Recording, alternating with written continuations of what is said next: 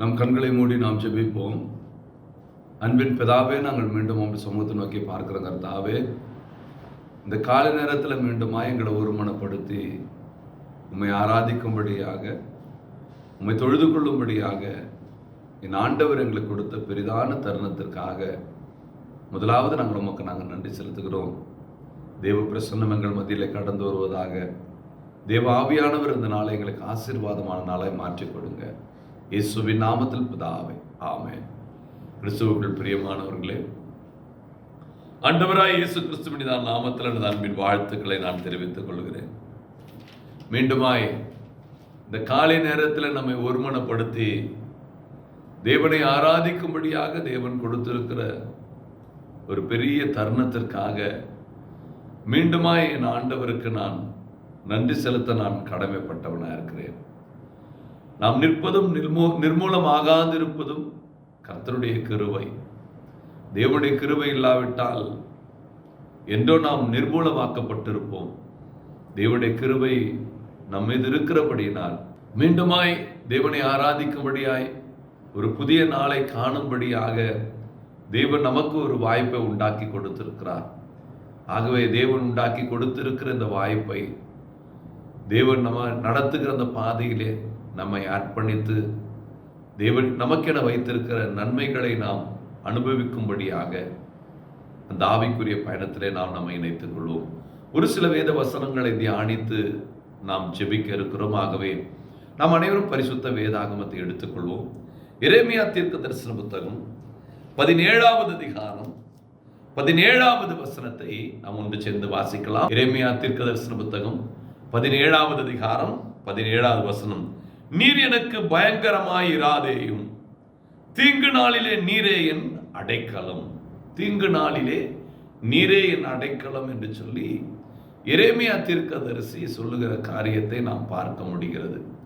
எரேமியா தீர்க்கதரிசியின் மூலமாக இந்த நாளிலே தேவன் நமக்கு சொல்லுகிற ஒரு பாதை, நமக்கு கற்றுக் கொடுக்கிற ஒரு பாதை. அவர் சொல்லுகிற காரியம், தீங்கு நாளிலே அவரே எனக்கு அடைக்கலம். உண்மைதான்.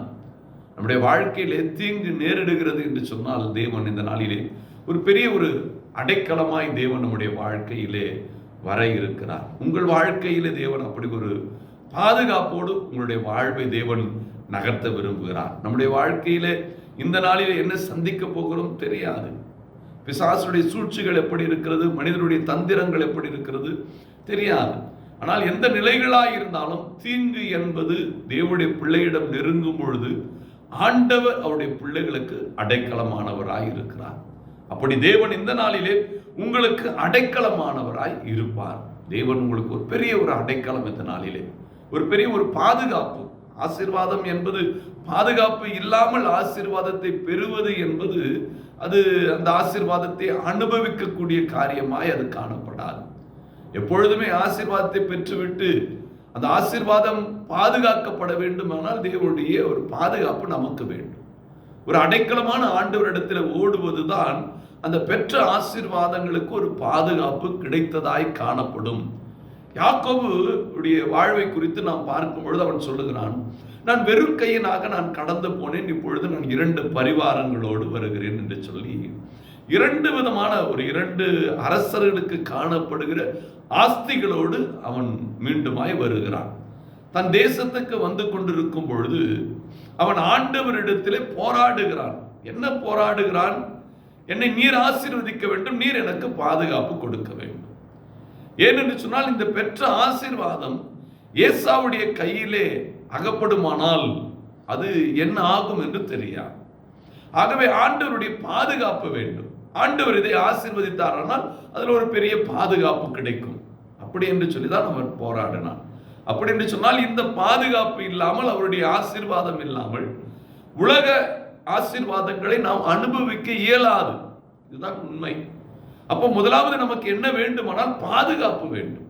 அதைதான் எரேமியா தீர்க்கதரிசி மூலமா இந்த நாளிலே ஆண்டவர் உங்களுக்கு சொல்லுகிறது. தீங்கு நாட்கள் வருகிறது என்று சொன்னால் ஆண்டவர் உங்களுக்கு பாதுகாப்பு கொடுக்கிறார். ஒரு பெரிய ஒரு சமாதானம், ஒரு நல்ல ஒரு வாழ்வு, நல்ல ஒரு ஆசீர்வாதம் இருக்கிறது. இந்த ஆசீர்வாதத்திலே தீங்கு நுழையுமானால், இந்த ஆசீர்வாதத்திலே ஒரு கஷ்டம் நுழைந்து விடுமானால் அந்த சந்தோஷங்கள் எல்லாம் பறிபோய் விடும். அந்த சந்தோஷங்கள் எல்லாம் நாம் இழந்து விடுவோம். அப்படி என்று சொன்னால் அந்த பாதுகாப்பு வேண்டும். அதை தான் எரேமியா தீர்க்கதரிசி மூலமாக தேவன் சொல்லுகிற காரியங்கள்.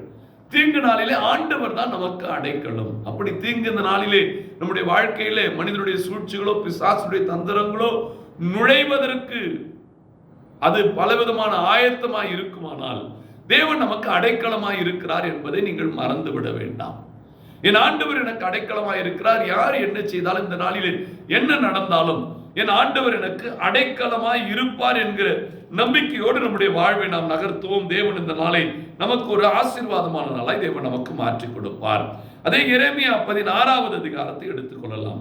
16வது அதிகாரத்திலே 19வது வசனத்தை வாசிக்கும் பொழுது அவர் சொல்லுகிறார், என் பெலனும் என் கோட்டையும் நெருக்கப்படுகிற நாளிலே எனக்கு அடைக்கலமாகிய கர்த்தாவே, அப்படி என்று சொல்லுகிறார். எரேமியா தீர்க்கதரிசி சொல்லுகிறார், என் பெலன் என் கோட்டை நெருக்கப்படுகிற நாளிலே அவரே எனக்கு அடைக்கலம், அப்படி என்று சொல்லுகிறார். அப்போ நம்முடைய பெலன் யாராய் இருக்கணும்னா ஆண்டவர் இருக்கணும். அவர் அதான் சொல்லுகிறாரு, என் பெலனாய் அவர் இருக்கணும், என் கோட்டையாய் அவர் இருக்கணும். அவர் என் பெலனும் என் கோட்டையுமாய் இருந்தால் நெருக்கப்படுகிற அந்த சூழ்நிலைகளிலே, மனிதனுடைய சூழ்ச்சிகள் நுழைகிற அந்த சூழ்நிலைகளிலே, பிசாசுடைய தந்திரங்கள் செயல்படுகிற அந்த சூழ்நிலைகளிலே அவர் எனக்கு அடைக்கலமாய் மாறிடுவார். அப்போ தேவன் எனக்கு அடைக்கலமாய் மாற வேண்டுமானால் அவர் என் பெலனாய் இருக்க வேண்டும், அவர் என் கோட்டையாய் இருக்க வேண்டும். உங்களுக்கு யார் பெலனாய் இருப்பது? யோசித்து பாருங்க. நம்ம அநேகருக்கு பெலன் என்று சொன்னாலே நாம் என்ன சொல்லுவோம்? எனக்கு ஞானம் இருக்கிறது, எனக்கு உறவுகள் இருக்கிறார்கள், எனக்கு பதவி இருக்கிறது, இப்படி என்று சொல்லி நம்முடைய பெலனா இதைதான் வைப்போம். இந்த பெலனை வைத்துதான் நம்முடைய வாழ்வை நகர்த்துவோம். அல்ல, எரேமியா தீர்க்கதரிசி சொல்கிறார், ஆண்டவர் உனக்கு பெலனாய் இருக்க வேண்டும். ஆண்டவர் உனக்கு பெலனாய் இருந்தால்தான் நெருக்கப்படுகிற காலங்களில் அவர் உனக்கு அடைக்கலத்தை கொடுக்க முடியும். தன்னுடைய ஞானத்திலே, தன்னுடைய அறிவினாலே, தன்னுடைய தாய்மாமனிடத்திலே ஓடி அடைக்கலம் புகுந்த யாக்கோபு 2 பரிவாரங்களை அவன் சம்பாதித்தாலும், தன் ஞானத்தினாலே தன்னுடைய பலத்தினாலே அவன் சம்பாதித்தாலும், இந்த இடத்திலே அவன் சொல்லுகிற காரியங்கள் கர்த்தரனை ஆசீர்வதிக்க வேண்டும், கர்த்தரனுக்கு அடைக்கலமாய் மாற வேண்டும் என்று சொல்லி தேவனிடத்திலே போராடியதை நாம் மறந்துவிட முடியாது. அப்படி என்று சொன்னால் யாக்கோபு தன் பலனாய் யாரை கருதுகிறான்? ஆண்டவரை கருதுகிறான். அப்போ நம்முடைய ஞானத்திலே நாம் எல்லாவற்றையும் சாதிக்கக்கூடியவர்களாய், நாம் வெற்றி பயணத்தை நாம் தொடரக்கூடியவர்களாய் நாம் காணப்பட்டாலும், என் பலன் யார்? என் பலனாய் ஆண்டவர் இருப்பாரானால் அந்த நெருக்கடியான சூழ்நிலைகள் என் வாழ்க்கையில அனுமதிக்கப்பட்டாலும், என் வாழ்க்கையில அது பிரவேசித்தாலும், என் ஆண்டவர் எனக்கு அடைக்கலமாய் மாறுவார். அப்போ பலனாய் நம்முடைய ஆண்டவர் மாற வேண்டும். என் வாழ்க்கையில் எனக்கு பலன் யார் என்று சொன்னால் எனக்கு ஆண்டவர் தான். அப்படி என்கிற ஒரு மனநிலையில நம்முடைய வாழ்வை நகர்த்தும் பொழுது உண்மையாகவே எப்படிப்பட்ட நெருக்கமான சூழ்நிலைகள் இந்த நாளிலே உங்களுடைய வாழ்க்கையில பிரவேசித்தாலும் கர்த்தர் உங்களுக்கு அடைக்கலமாய் இருப்பார், ஒரு பாதுகாப்பாய் இருப்பார், ஒரு கோட்டையாய் இருப்பார். நிச்சயமாய் எது உங்களை சேதப்படுத்தாது, வாதை உன் கூடாரத்தை அணுகாது, பொல்லாப்பு உங்களுக்கு நேரிடாது. இதோ சத்துருடைய சகல வல்லம் மேற்கு அதிகாரத்தை நான் உனக்கு கொடுக்கிறேன், ஒன்றும் உன்னை சேதப்படுத்தாது என்று சொல்லப்படுகிறது. ஒன்றும் உங்களை சேதப்படுத்தாத அளவுக்கு என் ஆண்டவருடைய கரம் உங்களை வழிநடத்தும் என்பதிலே எந்த விதமான மாற்று கருத்தும் கிடையாது. இதை கேட்டுக்கொண்டிருக்கிற கருமையான தேவனுடைய பிள்ளைகளே, ஆண்டவர் நமக்கு பலனாய் மாறுவாரானால் நிச்சயமாய் ஒரு பெரிய பாதுகாப்பு நமக்கு கிடைக்கும். நிச்சயமாய் ஒரு பெரிய ஒரு ஆசீர்வாதம் நம்முடைய வாழ்க்கையிலே காணப்படும் என்பதிலே எந்த விதமான சந்தேகமும் இல்லை. கர்த்தர் நம்மை ஆசீர்வதிப்பாராக. நாகும் தீர்க்க தரிசன புத்தகத்தை எடுத்துக்கொள்ளலாம். நாகும் தீர்க்க தரிசன புத்தகம் 1வது அதிகாரம் அதிலே 7வது வசனத்தை வாசிக்கும் பொழுது சொல்கிறார், கர்த்தர் நல்லவர், இக்கட்டு நாளிலே அரணான கோட்டை, தம்மை நம்புகிறவர்களை அவர் அறிந்திருக்கிறார். அவர் நாகும் தீர்க்கதரிசி சொல்கிறார், எனக்கு கோட்டை அவர்தான், எனக்கு அடைக்கலம் அவர்தான், ஆனால் அவரை நம்புகிறவர்களை அவர் அறிந்திருக்கிறார். நீங்கள் அவரை நம்புகிறீர்களா? அவர் உங்களை அறிந்திருக்கிறாரா? நீங்கள் அவரை அறிந்திருக்கிறீர்களா? யோசித்து பாருங்க. தேவன் எனக்கு கோட்டை தான், எனக்கு அடைக்கலம் தான், இல்லை என்று சொல்ல நான் அவரை புரிந்து கொள்ளணுமே. என் தாயின் தகப்பனை நான் புரிந்து கொள்ளாமல் வாழ்வது அது வாழ்வாய் இருக்காது. என் வாழ்க்கை துணையை நான் புரிந்து கொள்ளாமல் வாழ்வது அது வாழ்வாய் இருக்காது. அப்போ என் வாழ்வு எப்படி இருக்கணும்? புரிந்து கொள்ளணும். அதுதான் அவர் தீர்க்கதரிசி அவர் அழகாய் சொல்கிறார், தம்மை நம்புகிறவர்களை அவர் அறிந்திருக்கிறார். நீங்கள் நம்பிக்கை வைத்தாலும் அவர் உங்களை அறிந்திருக்கிறார். நீங்கள் நம்பினால் அவர்களை அறிந்திருக்கிறார். அவர் உங்களை நம்புகிறார். நீங்கள் அறிந்திருக்கிறீர்களா? அவரை புரிந்திருக்கிறீர்களா? ஆண்டவர் உங்களை அழைத்த நோக்கம், இந்த நாளை கூட்டி கொடுத்த நோக்கத்தை நீங்கள் புரிந்திருக்கிறீர்களா? சற்று யோசித்து பாருங்க. நீங்கள் நிச்சயமாய் புரிந்து கொள்வீர்களானால் நிச்சயமாய் ஆண்டவர் உங்களுடைய வாழ்க்கையில அடைக்கலமாய் வருவார், கோட்டையாய் வருவார், ஒரு பாதுகாப்பாய் மாறுவார், உங்க பலனாய் மாறுவார். அவர் நிச்சயமா உங்களுடைய வாழ்க்கையில எந்த சேதம் வராதபடி தேவன் காத்துக்கொண்டு இந்த நாளை உண்மையாக ஒரு ஆசீர்வாதமான நாளாய் மாற்றுவார். அவரை புரிந்து கொள்வோமே. ஆண்டவர் வந்ததனுடைய நோக்கம், என்னை ரட்சித்தது நோக்கம், என்னை அபிஷேகித்தது நோக்கம், என்னை தெரிந்து கொண்டது நோக்கம், இதை புரிந்து கொண்டாலே போதுங்க. இந்த நாள் உண்மையாகவே ஒரு பெரிய ஒரு ஆசீர்வாதம் காத்திருக்கிற ஒரு நாளாய் இருக்கும். நாம் அநேக நேரங்களிலே ஆராதிக்கிறோம், ஜெபிக்கிறோம், ஆண்டவரை புரிந்து கொள்வதில்லை. ஆலயத்துக்கு போறோம், செய்தியை புரிந்து கொள்வதில்லை. செய்தியை புரிந்து கொள்ளாம நாம என்ன செய்கிறோம்? அதுல ஏதாவது ஒரு காரணங்களை சொல்லிவிட்டு தேவனுடைய பாதை விட்டு விலகிறோம். நம்முடைய வாழ்க்கையில தீங்கு நுழைகிறது. ஆண்டவர் அடைக்கலமாய் மாறாமல் போகிறார். மாறாமல் அவர் போகிறார் என்று சொல்வது சரியான வார்த்தை கிடையாது. நாம் மாறாமல் அடைக்கலம் பெற முடியாதபடி நாம் விலகி ஓடுகிறோம் என்று தான் சொல்ல வேண்டும். எனக்கு அருமையான தேவனுடைய பிள்ளைகளை, ஆண்டவரை புரிந்து கொள்ளுங்க. ஆண்டவரை புரிந்து கொள்ளுங்க. அழைத்தவரை புரிந்து கொள்ளுங்க. உங்களுக்கு ஜீவனை கொடுத்தவரை புரிந்து கொள்ளுங்க. அவரை நம்புகிறவர்களை அவர் அறிந்திருக்கிறார். அவரை நம்புகிற மனிதர்கள் யாராய் இருந்தாலும் அவர்களை அவர் உங்களை புரிந்து கொண்டிருக்கிறார். நீங்கள் யார் என்பது அவருக்கு தெரியும். உங்க சூழ்நிலை என்ன அவருக்கு தெரியும். ஆனா ஆண்டவரை நாம புரிந்து கொள்ளல. அழைப்பு பெற்றிருக்கிற நாம, அபிஷேகப்பட்டு இருக்கிற நாம, சத்தியத்தை அறிந்திருக்கிற நாம இன்னும் புரிந்து கொள்ளாமல் ஓடுவதுதான் நம்முடைய வாழ்க்கையில் அநேக தீங்குகள் வரும் பொழுது அடைக்கலத்தை நாம் பெறாதபடி விலகி ஓடிக்கொண்டிருக்கிறோம். எனக்கு அருமையான தேவனுடைய பிள்ளைகளே, தேவன் உங்களுக்கு பலனாய் மாறி ஒரு கோட்டையாய் உங்களுக்கு இருந்து ஒரு பெரிய அடைக்கலத்தை தேவன் கொடுக்க தேவன் விரும்புகிறார். அதை பெற்றுக்கொள்ளும்படி நம்முடைய வாழ்வை நகர்த்துவோம். தேவன் இந்த நாளை நமக்கு ஒரு ஆசீர்வாதமான நாளாய் மாற்றுவார் என்பதிலே எந்த விதமான மாற்று கருத்தும் கிடையாது. அப்போஸ்தலனாகிய பவுல் தீமோத்தேயுக்கு எழுதும்போது அவர் சொல்லுகிறார், எடுத்துக்கொள்வோம் 2 தீமோத்தேயு 2வது அதிகாரத்தை எடுத்துக்கொள்ளலாம். 2 தீமோத்தேயு 2வது அதிகாரத்தை எடுத்துக்கொள்ளலாம். அதுல 19வது வசனம் இப்படியாய் சொல்லப்படுகிறது, ஆகிலும் தேவனுடைய உறுதியான அஸ்திபாரம் நிலைத்திருக்கிறது, கர்த்தர் தம்முடையவர்களை அறிவார் என்பது கிறிஸ்துவின் நாமத்தை சொல்லுகிற எவனும் அநியாயத்தை விட்டு விலக கடவன் என்பது அதற்கு முத்திரையாய் இருக்கிறது. அநியாயத்தை விட்டு விலகிடுங்க. எதெல்லாம் தப்பு தெரியுது அதெல்லாம் விட்டுடுங்க. விட்டுட்டு நீங்க என்ன செய்யணும்? அந்த அடைக்கலத்துக்குள்ள நீங்க வந்துடலாம். அந்த பாதுகாப்புக்குள்ள நீங்க வந்துடலாம். தேவன் இந்த நாளிலே உண்மையாகவே அந்த தீங்குகள் நுழையாதபடி, தீங்கு நாளிலே என் ஆண்டவரே எனக்கு அடைக்கலம், என் வாழ்க்கையில தீங்கு வராது என்று சொன்னாலே போதுங்க. வாழ்க்கையில எனக்கு விரோதமாக இருக்கிற தடைகள் எதுவுமே கிடையாது என்று சொன்னாலே அந்த வாழ்க்கை விட வேற என்னங்க வேண்டும்? அந்த தீங்குகள் வராதபடி தேவன் நமக்கு அடைக்கலம் கொடுக்கிறார் என்று சொன்னால், பரிசுத்த வேதாகமத்தில் அப்போஸ்தலனாகிய பவுல் சொல்லுகிற வண்ணமாய் நாம் என்ன செய்யணும்? அநியாயத்தை விட்டு விலகுங்க. எதெல்லாம் அநியாயமாய் தோணுதோ, எதெல்லாம் தவறா தோணுதோ அதெல்லாம் விட்டுட்டு விலகிட்டு ஆண்டவரை பலனா ஏற்றுக்கொள்ளுங்க. ஆண்டவர் தான் என் பலன். என் சுயமான ஓட மாட்டேன், மாம்சீகம் நான் வாழ மாட்டேன், என் ஆண்டவரே எனக்கு பலன் என்று சொல்லி ஓடி பாருங்களேன். நிச்சயமாய் என் ஆண்டவர் உங்களுடைய வாழ்க்கையில ஒரு பெரிய ஒரு பாதுகாப்பு கொடுப்பார். தேவனுடைய ஆசீர்வாதம் வைத்திருக்கிறார். ஆசீர்வாதத்தோடு தான் இந்த நாளுக்குள்ளாக அழைத்து வந்திருக்கிறார். ஆதாம் ஏவாளை சிருஷ்டிப்பதற்கு முன்பாகவே அவர்களுக்கு தேவையானது எல்லாவற்றையும் உண்டாக்கின தேவன். அப்படிதான் இந்த நாளுக்குரிய ஆசீர்வாதங்கள் காத்திருக்கிறது. ஆனால் தீங்கு செய்ய பிசாசானவன், மனிதனுடைய சூழ்ச்சிகள் காத்திருக்கிறது. அப்போ இந்த தீங்கு நேரிடாதபடி ஆண்டவருடைய அடைக்கலத்துக்குள்ள நாம போகணும். அப்போ இந்த நாளில வைத்திருக்கிற ஆசீர்வாதத்தை சுதந்திரித்துக் கொள்ளும்படி நாம நம்முடைய வாழ்வை நகர்த்தணும்னாக்கா தேவன் நமக்கு பலனாய் மாறணும். ஆதாம் ஏவாளை சிருஷ்டிப்பதற்கு முன்பாகவே அவர்களுக்கு தேவையான எல்லாவற்றையும் உண்டாக்கிட்டாரு. ஆனால் தீங்கு செய்வதற்காக பிசாசு சர்ப்பத்தின் மூலமாய் உள்ளே நுழைந்து தேவன் வைத்திருக்கிற அந்த நன்மையை பெற முடியாதபடி ஏதேனை விட்டு துரத்துகிற நிலைமைக்கு அவர்களை தடுமாற்றத்தில் தள்ளினான். எனக்கு அருமையான தேவனுடைய பிள்ளைகளே, இந்த நாளில் உங்களுக்கும் ஆசீர்வாதம் வைத்திருக்கிறார். இந்த நாளில் ஒரு பெரிய ஒரு கிருபையை வைத்திருக்கிறார்.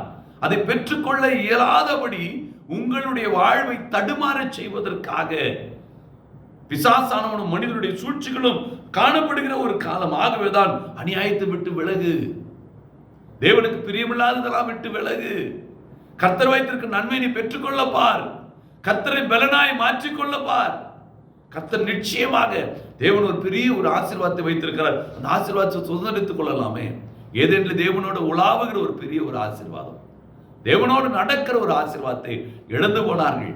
இந்த நாளில் அப்படி ஒரு பெரிய ஒரு ஆசீர்வாதம் உங்களுக்காக காத்திருக்கிறது. அதை இழந்து போய் விடாதீர்கள். அது இழந்து போய் விடாதபடி கர்த்தரை உங்களுடைய பலனாய் மாற்றுங்க. நிச்சயமாய் ஒரு பெரிய ஒரு ஆசீர்வாதத்தை, கர்த்தர் வைத்திருக்கிற ஆசீர்வாதத்தை நீங்கள் அனுபவிக்க முடியும். அதை சுதந்திரித்துக் கொள்ள முடியும் என்பதிலே எந்த விதமான மாற்று கருத்தும் கிடையாது. அதுதான் சங்கீதக்காரன் அழகாய் அவர் தாவீது சொல்கிறார். 25வது சங்கீதங்களின் புஸ்தகத்தை எடுத்துக்கொள்ளலாம்.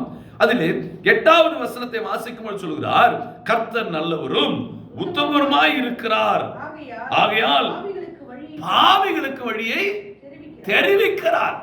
நாம பாவி, தவறுகளை செய்து கொண்டிருக்கும் தாயானவள் என்னை பாவத்திலே கர்ப்பம் தரித்தார், ஆனாலும் தேவன் வழிகளை தெரிவிக்கிறார்ல, கற்றுக் கொடுக்கிறார. பாவின்னு சொல்லி விட்டுட்டாரா? நீ தப்பு செய்யறன்னு சொல்லிட்டு இந்த நாளை கூட்டி கொடுக்காம போயிட்டாரா?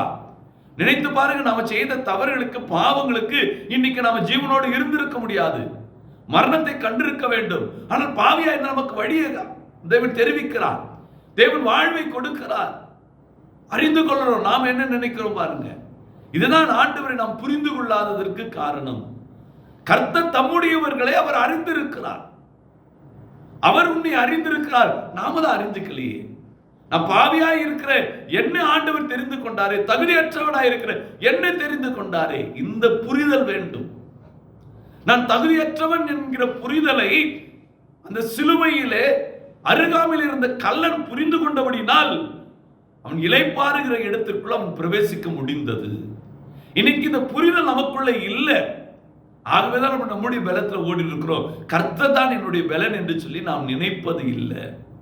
நான் தகுதியற்றவன், ஆனாலும் என் ஆண்டவர் எனக்கு வழியை தெரிவிக்கிறார்.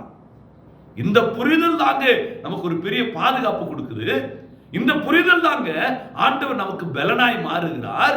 இந்த புரிதல் தாங்க சத்துரு நம்மை வீழ்த்தாதபடி காக்கிறது, தீங்கு அணுகாதபடி தேவன் ஒரு பெரிய ஒரு பாதுகாப்பு நமக்கு கொடுக்கிறார். கொஞ்சம் புரிந்து கொண்டு ஓடுவோமே. இதனால ஏதேன் வைத்திருப்பதை போல தேவன் உங்களுக்கு ஒரு ஆசீர்வாதத்தை வைத்திருக்கிறார்.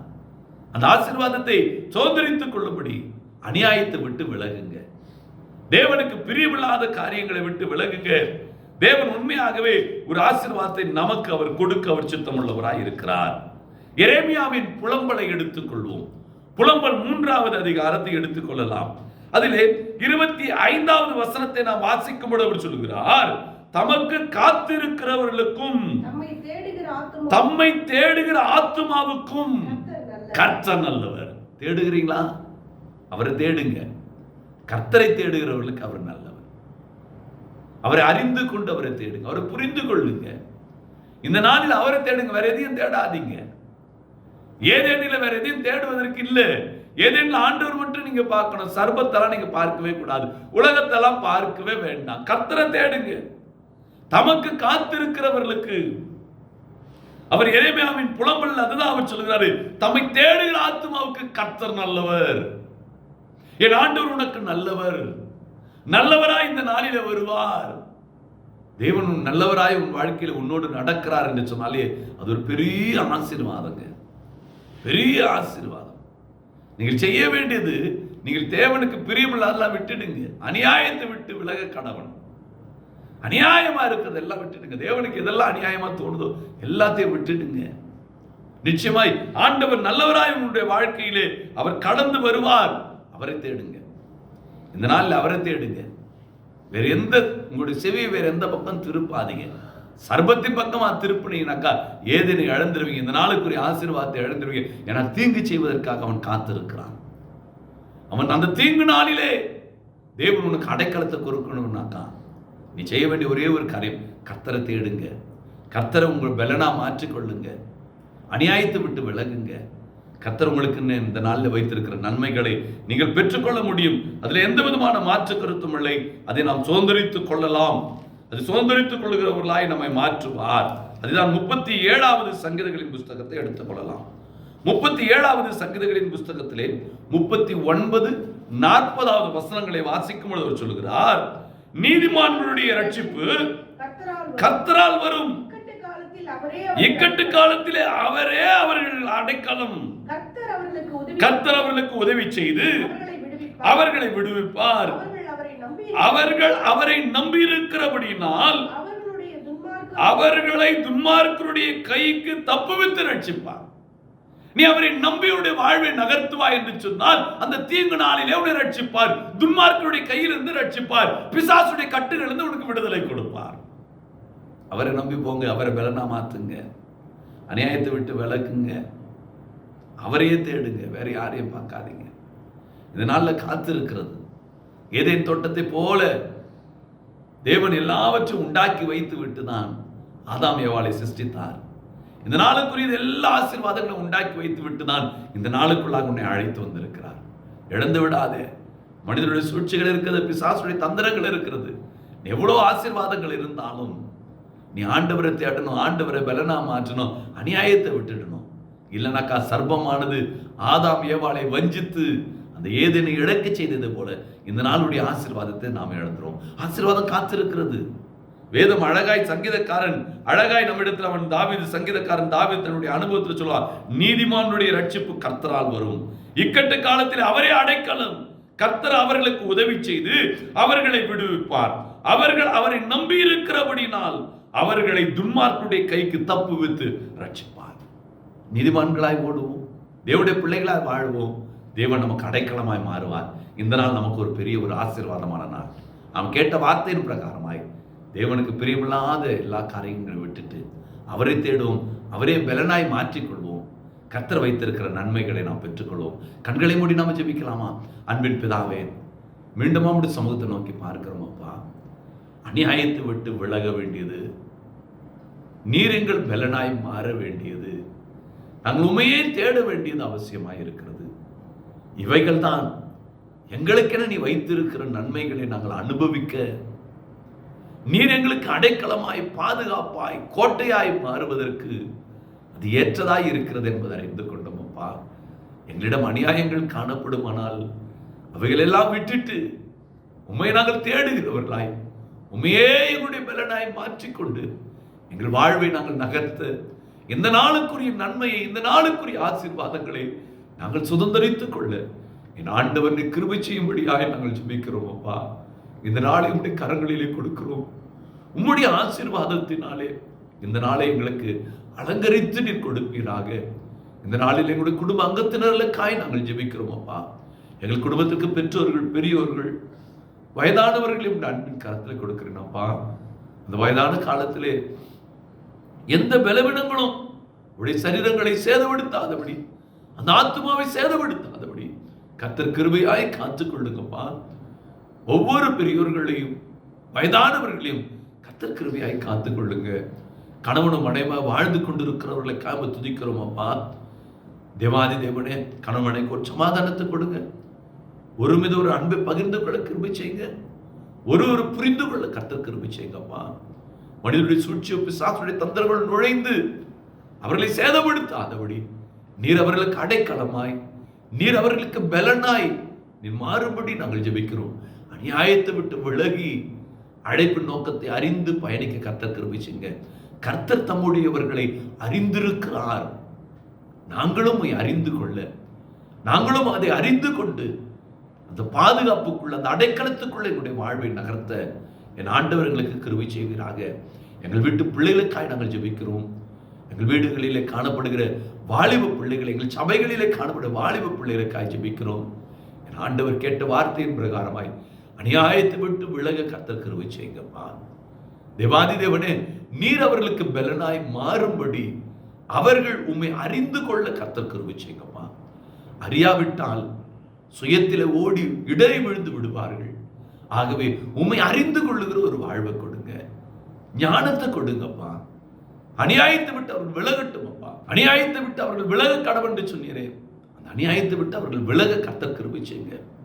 தேவாதி தேவனே, அவருடைய வாழ்வில் எத்தனையோ ஆசீர்வாதங்கள் ஏதேனை இழந்ததை போல அது காணப்படுமானால் கேட்ட வார்த்தையின் பிரகாரமாய் நீ வைத்திருக்கிற அந்த வாலிபர்களுக்கு வைத்திருக்கிற ஒவ்வொரு ஆசீர்வாதங்களையும் அவர்கள் சுதந்திரித்துக் கொள்ள எந்த தடைகள் இருந்தாலும், எந்த பாவ சாபங்கள் இருந்தாலும் அவைகள் எல்லாவற்றையும் விளக்கி அவர்களுக்கு என்ன நீர் வைத்திருக்கிற அந்த நன்மையை அவர்கள் பெற்றுக்கொள்ள என் ஆண்டவர் நீர் கிருபை செய்யும்படியாய் ஜெபிக்கிறோம். அப்பா, நீர் பெலனா மாறுங்க, நீ அடைக்கலமா மாறுங்க. அந்த ஏதேனில் உம்மோடு உலாவுகிற ஒரு வாழ்வாக உடைய வாழ்வை ஆசீர்வதிங்கப்பா. படித்துக் கொண்டிருக்கிற பிள்ளைகளுக்காக வந்து நிற்கிறோம். ஞானத்தை கொடுங்க, ஞானக்கண்களை திறந்து கொடுங்க, ஆசீர்வதிங்கப்பா. அழைப்பு நோக்கம் நிறைவேறட்டும். அநியாயம் நுழையாதபடி நீர் அவர்களுக்கு அடைக்கலமாய் மாறுங்க. குழந்தைகளை ஒரு அன்பின் கரத்தில் கொடுக்கிறேன். இந்த குழந்தைகளை வளர்க்கக்கூடிய ஞானத்தை பெற்றோருக்கு கொடுங்கப்பா. தேவாதி தேவனே, அது எங்கள் மீது விழுந்த கடமை என்கிற உணர்வுகளை ஒவ்வொரு பெற்றோருக்கும் கொடுங்கப்பா. அந்த பிள்ளைகளை வளர்த்து என் ஆண்டவருடைய கரத்தில் நான் கொடுக்க வேண்டும், நான் கணக்கு ஒப்புவிக்க வேண்டும் என்கிற சிந்தனையோடு அந்த பிள்ளைகளை வளர்க்க, அநியாயம் நுழையாதபடி அந்த பெற்றோர்கள் அந்த பிள்ளைகளுக்கு ஒரு அடைக்கலமாய் இருக்க கர்த்தர் கிருபை செய்யுங்க. அப்பொழுது நீர் அவர்களுக்கு பலனும் அடைக்கலமாய் மாறுவதற்கு அது ஏற்றதாக இருக்கும். கர்த்தர் அவர்களை நடத்துவீராக. சமாதானம் ஒவ்வொரு குடும்பங்களையும் ஆளுகை செய்யட்டும் அப்பா. இந்த நாளிலே உண்ண உணவு இல்லாமல், உடுத்த உடை இல்லாமல், தங்க இடம் இல்லாமல் அவதிப்படுகிறவர்கள், கர்ப்பஸ்திரிகள், மருத்துவமனையில் இருப்பவர்கள், மருத்துவரால் கைவிடப்பட்டவர்கள், பொருளாதாரத்தில் நசுக்கப்பட்டவர்கள், கடன் தொல்லையில் பாதிக்கப்பட்டவர்கள், தேவாதி தேவனே, மனிதனுடைய சூழ்ச்சி பிசாசுடைய தந்திரங்களிலே அகப்பட்டவர்கள், இவர்களுக்கெல்லாம் என் ஆண்டவனை பலனா மாறுங்க. இவர்களுக்கெல்லாம் என் ஆண்டவனை கோட்டையாய் மாறுங்க. இவர்களுக்கெல்லாம் தீங்கு நாளிலே அடைக்கலமாய் மாறும் என்று சொன்னீரே, அடைக்கலமா மாறுங்கப்பா. தீங்கு அவரிடம் அணுகாதபடி அவர்களை பாதுகாத்துக் கொள்ளுங்க, ரட்சித்துக் கொள்ளுங்க கர்த்தாவே. அநியாயத்தை விட்டு அவர்கள் விளக்கி இந்த நன்மையை வைத்திருக்கிற நன்மையை, ஆசீர்வாதங்களை அவர்கள் சுதந்திரித்துக் கொள்ள கிருபை செய்யுங்க. தேவ பிரசன்னம் ஒவ்வொருடைய வாழ்வை சூழ்ந்து கொள்ளட்டும். இந்த நாளிலே தேவாதி தேவனே, பிறந்த நாளின் திருமண நாள் கொண்டாடுக்கு வந்துக்கிறோம். ஒரு ஆண்டை குட்டி கொடுத்த கிருபைக்காய் நன்றி. இந்த ஆண்டு ஆசீர்வதித்து கொடுங்க. நன்மையினாலும் கிருபையினாலும் முடிசூட்டுங்க. சமாதானத்தின் தேவன் அவர்களை ஆளுகை செய்யுங்கப்பா. தேவாதி தேவனே, அபிஷேகிக்கப்பட்டவர், வரங்களால் அலங்கரிக்கப்பட்டவர்கள், தேவாதி தேவனே, தேவனுக்கு ஏதாவது ஒன்று செய்யணும்னு வாஞ்சிக்கிறவர்கள் ஒவ்வொருவரும் அன்பின் கரத்தில் கொடுக்கிறேன்ப்பா. தேவ ஆவியானவருடைய வழி நடத்தவர்களோடு இருக்கட்டும். ஏதேனில் உலாவியது போல உடைய பிள்ளைகளோடு என் ஆண்டவர் உள்ள உலாவுவராக. நீர் அவர்களுக்கு பலனா மாறுங்க. அவர்களும் உண்மை பலனாய் மாற, உண்மை அறிந்து கொள்ள கர்த்தர் கிருபை செய்யுங்க. கர்த்தர் தம்முடையவர்களை அவர் அறிந்திருக்கிறார். அவனப்பா, உடைய பிள்ளைகளும் உண்மை அறிந்து கொள்ள கர்த்தர் கிருபை செய்யுங்கப்பா. அழைப்பு நோக்கத்தை அவர்களுக்கு நிறைவேற்றுங்கப்பா. தெய்வ சமாதானம் ஒருடைய உள்ளங்களை வாழ செய்யட்டும். இந்த நாளுக்குரிய நன்மையை, இந்த நாளுக்குரிய ஆசீர்வாதத்தை, இந்த நாளுக்குரிய ஏதேன் வாழ்வை நாங்கள் சுதந்திரித்துக் கொள்ள அனுபவிக்க கிருபை செய்யுங்க. இந்த நாள் நம்முடைய வருகை இருக்குமானால் உடைய கரத்தை நாங்கள் பற்றிக்கொள்ள, உடைய வருகை தாமதிக்குமானால் கேட்ட வார்த்தையின் பிரகாரமாய் அநியாயத்தை விட்டு விலகி உண்மை எங்களுடைய பலனாய் மாற்றிக்கொண்டு நாங்கள் உடைய அடைக்கலத்துக்குள்ள எங்களுடைய வாழ்வை நகர்த்த கர்த்தர் கிருபை செய்யுங்க. துதிகன மகிமையில்லாம கொண்டாகட்டும். இயேசுவின் நாமத்தில் பிதாவே, ஆமென். என் ஆத்துமாவே கர்த்தரை ஸ்தோத்திரி, என் முழு உள்ளமிட பிரசு நாமத்தை ஸ்தோத்திரி. என் ஆத்துமாவே கர்த்தரை ஸ்தோத்திரி. அவர் செய்த சகல உபகாரங்களை மறவாதே. அவருடைய அக்கிரமெல்லாம் மன்னித்து, நோயெல்லாம் குணமாக்கி, உன் பிராணன் அழுக்கிழக்கம் விட்டு, உன்னை கிருபையினால் இருக்கிறால் முடி சுட்டி, நன்மையினால் வயது திருப்தி ஆக்குகிறார்.